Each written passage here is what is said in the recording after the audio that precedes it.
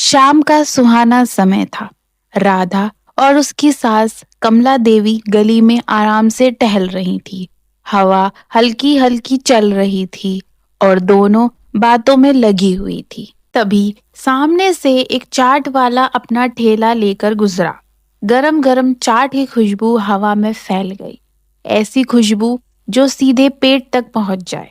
दोनों के कदम अपने आप रुक गए। खुशबू मानो बुला रही हो। थोड़ी देर में बिना कुछ बोले दोनों ने एक दूसरे की तरफ देखा और पूरी पूरी प्लेट चाट मंगवा ली। गरम टिक्की, खट्टी मीठी चटनी और मसालों की खुशबू। चाट इतनी मजेदार थी कि दोनों चटकारे लेती खाती रही। चाट खत्म होने के बाद दोनों के चेहरे पर संतोष साफ दिख रहा था। हंसते बोलते हुए दोनों घर लौट आई। घर आकर राधा हंसते हुए बोली, आज तो पेट भर गया।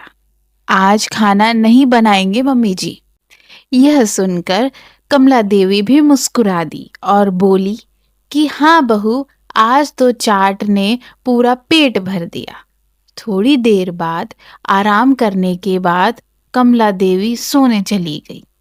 कमला देवी के जाते ही राधा को हल्की सी भूख फिर महसूस होने लगी। वह इधर उधर देखती है और चुपचाप बासी रोटी और आम का अचार लेकर बैठ जाती है।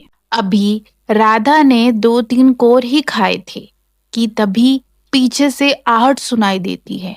राधा समझ जाती है कि उसकी चोरी पकड़ी गई। कमला देवी वापस आ चुकी थी।